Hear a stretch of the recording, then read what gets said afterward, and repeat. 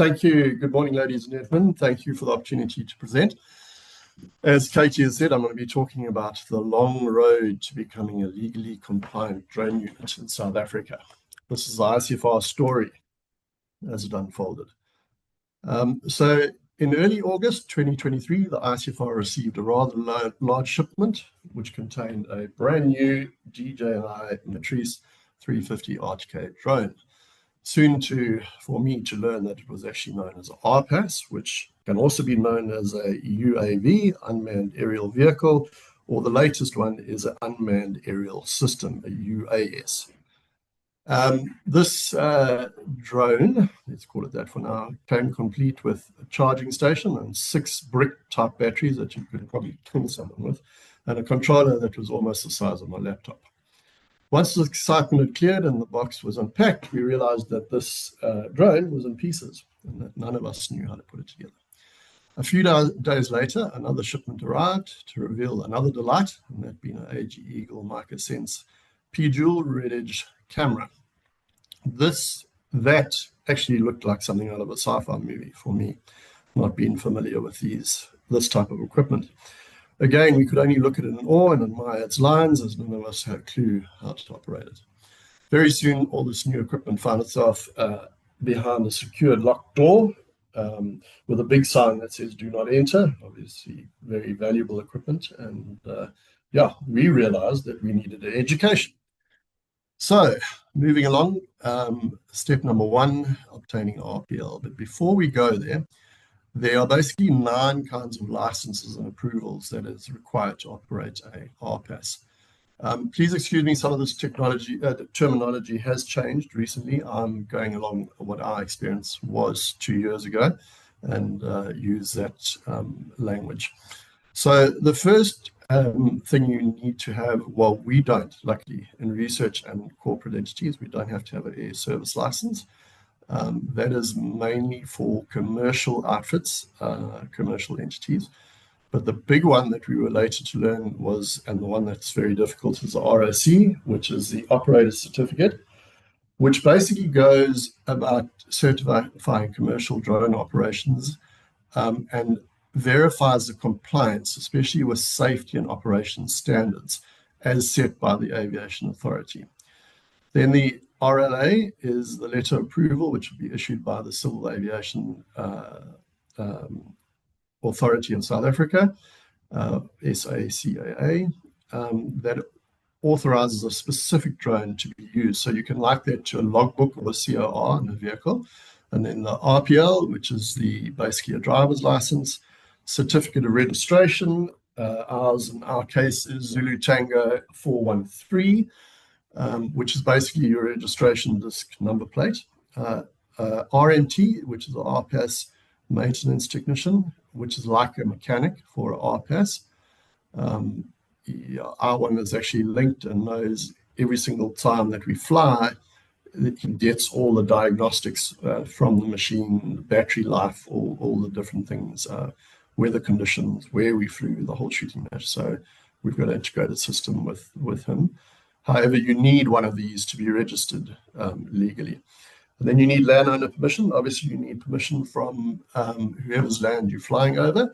And that often involves a conversation, because you also need to understand what their rules are.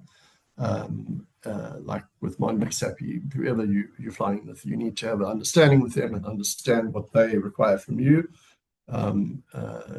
To remain safe on their land. And then obviously you need insurance for the RPAS itself and third-party insurance. And then also valid pilot's medical health certificate, which is usually valid for about 2 years, depending on your age. But that's also a requirement. Right, so the education begins, obtaining the RPL. We needed a service provider to make us drone pilots, so we entered into the course with Drone Legal Safety in Johannesburg, and 3 aspiring pilots from the ICFR and 1 from Fabi, and we were ready to go. Week 1, theory online with the DSL instructor, reality check, countdown, 90 days to complete the course. We thought we would get done in 4 weeks. I mean, what was this 90 days? But soon we started realizing that this was going to be more difficult than we thought. And one of the reasons why is a drone is considered an aircraft, and it means that most of the requirements of a private license, private pilot's license, are required for a remote pilot license. And legally, this falls under the South African Civil Aviation Authority. So that's very important. And we soon realized that these people, that aviation itself speaks a foreign language, something I certainly was not familiar with before, has a different set of laws and has more acronyms than the South African Parliament. And here are some of them, like very, very few of them. And some people will recognize straight away. But the thing is that there's pages of these, and you actually have to learn them off by heart, because often questions in the exams are, or just in talking with an instructor or whatever, are actually spoken in this language. You don't, for VLOS, you don't say visual line of sight, standard operations within 500 meters of the pilot. You will just say VLOS, and you actually expect it as a qualified pilot to understand that. As I say, these are just very few of them, but yeah, a lot of them in total. Okay, we learned about CATs, which are basically the how to comply with regulations and laws. But it was interesting learning about animals when you're trying to fly a drone. We learned about cars, mechanics. No, the cars are the civil aviation regulations, and those are basically the laws that govern it, the do's and don'ts of operations. But lots of them, and literally written like this. So it was like being interpreting lawyer talk as well as aviation. So yeah, that was another thing we had to get over. We learned the phonetic alphabet. Lucky for me, I knew that already from VHS ski boat operations, so that wasn't too much of a challenge, but for some it was. We learned about airports. So we learned all the different signs, the terminals, the control towers, the ins and outs of airports. We even had to learn about runways and conductor signals. So yeah, we learned about what all these different signs on the runway meant, which angle they're going off, which direction, 18 degrees and 36 on the right and left, and then which runway it was, as well as the limits. But anyway, we learned about runways, even the commands from the conductors. When you're docking an aircraft, you have the lollipop man that comes out in the front and he tells you how to go because you can't see too well from the cockpit. So we learned about those too. Bizarre. Anyway, the education continued. We learned about altitude and flight levels up to 55,000 feet. Our ceiling is 400 feet.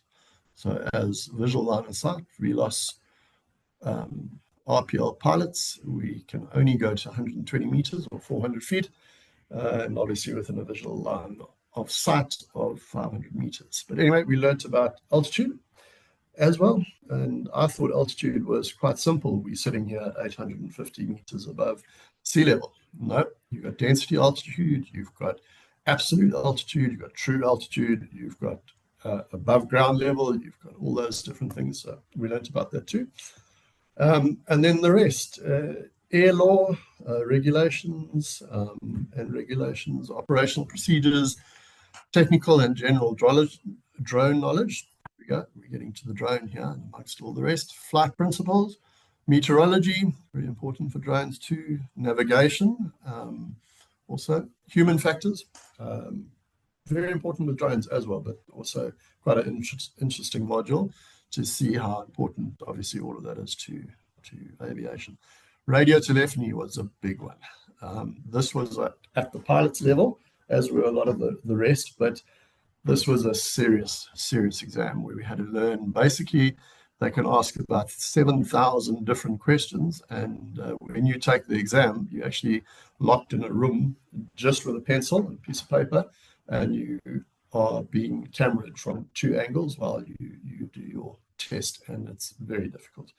And then an English proficiency exam, and my accent docked me 1 point, so I only got 5 out of 6. So I don't know, weird. But anyway, talking about the time period, We had 90 days to complete. When I did my practical radio telephony and English language, I found myself at Wonderboom Airport in a flight simulator where I didn't even know where the radio was, which is, again, really bizarre considering that you use a handheld VHF. I'm not too sure why we needed to know about cockpits and let alone sit in one, but it was interesting, and luckily I passed because I was on day 89 and I only had 90 to complete. So that was my experience. Finally, we get to the practical training. So you have to do a minimum number of flight hours. I think it's 5 hours. I didn't verify that, and someone else probably can. But you need to build that proficiency in a safe environment with the instructor. And then the course ends with what they call sign out, which is an oral and practical exam with a designated flight examiner from the South African Civil Aviation Authority. And they can be quite intimidating. Nice people, but intimidating, and they definitely take it seriously. It's not just, here we go, you can fly a drone, there's your certificate. They put you through the paces. I think Andrea, my instructor, had me while we flew out the 3 sets of batteries that we had. And I think I was there, total flight time of about 45 minutes. It was pretty intense. But anyway, at least we were flying drones, and yeah, what's the so-called fun part of it. Okay, the next step, drone assembly and camera integration. As I said, we didn't know what to do. We had our licenses now, but we didn't know what to do with the actual drone or how it integrated. One of the problems was that we had an American camera and we had a Chinese drone, and the two don't talk to each other. So we had to overcome this challenge. And luckily, our instructor, Leonard, further educated us on this, and other collaborators and colleagues also assisted, and we managed to get it together. However, back then we had another big problem. We couldn't fly legally independent of an instructor, and that is where the rest of the legal compliance came in. So December 2023, we had several qualified drone pilots, operational drone integrated, tested with a supervisor under supervisory conditions. We knew it was working, but we had this big industry-wide debate as to what are the next steps forward, because it wasn't just us that were battling with compliance. It was many of the other research institutes and universities and all the rest. And what the biggest problem was at this stage was you needed a ROC. And apart from being extremely expensive, it's also just in application led to believe it's about, well, it is 250,000 plus more on other applications. You need quite a large support staff, at least 3 with different roles within the ROC. So this wasn't going to cut it in an institute that only has 14 permanent staff. So we tried to get, FSA tried on our behalf to lobby with the South African Civil Aviation Authority to be more lenient or to obtain a derogation for the ROC, but they were insistent that we need one. So in the interim, we had project deliverables requiring drone imagery, and we were grounded. We couldn't fly. So we weighed up our options, and knowing that non-delivery was not an option, we could only see one way ahead, and that was to join ROC, which we did, and that's where RPAS Consulting came in, and they guided us through the not so straightforward requirements to join the ROC. And yeah, our ROC registered pilot had to go back to school again and do an aviation security course, and the aircraft had to get the RLA, the letter of approval, the certification of registration, and RMT, a routine maintenance clearance. This process took about 6 months to complete, which I'm told was quite quick, but maybe the next speakers can actually elaborate on that more. And then we thought we were free to fly, but we actually weren't. Interesting, every time that you fly, it involves a lot of planning and paperwork between the pilot and the ROC provider to ensure a safe, legal flight. These include aero maps, field operation guide, which is another whole thing I'll do in the next slide, land and permission, obviously, Google Earth screenshots, maps, NOTAM. So that's notice to all airmen. So you need to know for your specific area that you've obviously sent a polygon of where you're going to fly, because they need to know exactly where you're going to fly, and you can't fly out of that range. It needs to be within that range. So yeah, you need to know all the NOTAMs, all the threats and dangers, and yeah, all the flights that are planned for the area. And interestingly, your flight also appears on the NOTAMs on the day. Yeah, and you need a whole lot of pre and post flight checklists to make sure that the craft is airworthy and that it's all ready to go. Obviously, weather forecast, very important. And then within your FOG, which is, I said FOM earlier, it's because it used to be Field Operation Manual, it's now Field Operation Guide. Cover page, equipment checklist, pilot checklist, document checklist, emergency contact numbers for that area, pre-site assessment forms, task briefing, on-site assessment forms, risk assessment, key notification of intended operations, radio call. So pre and post flight, you do a radio call on a good old VHF, and you're actually talking to air traffic within that area live and telling them what your intention is, how long you're going to be airborne for, what your ceiling is. In our case, obviously, well, it depends on what we set, but we would report to 400 feet max. And then obviously, if there is an issue, then you need to fulfill a safety report. Right, then we were free to fly. 11 months later, 31st of July, 2024, 11 months after we started the journey, the ICFR was able to do its first standalone legal flights. Memorable occasion as the drone was attacked. It wasn't attacked. Kabir was there, and he'll tell you it was just buzzed by two long-crested eagles, which was something we'd been warned about, but it was actually bizarre to see that they actually don't like drones at all, especially the long-crested. We've had several incidences with them. Anyway, this took place on Sapi Clan, compartment D37, 31st of July, 2024.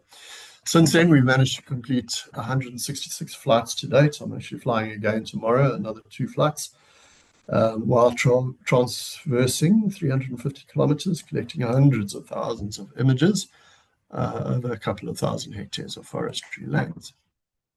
Thank you for listening.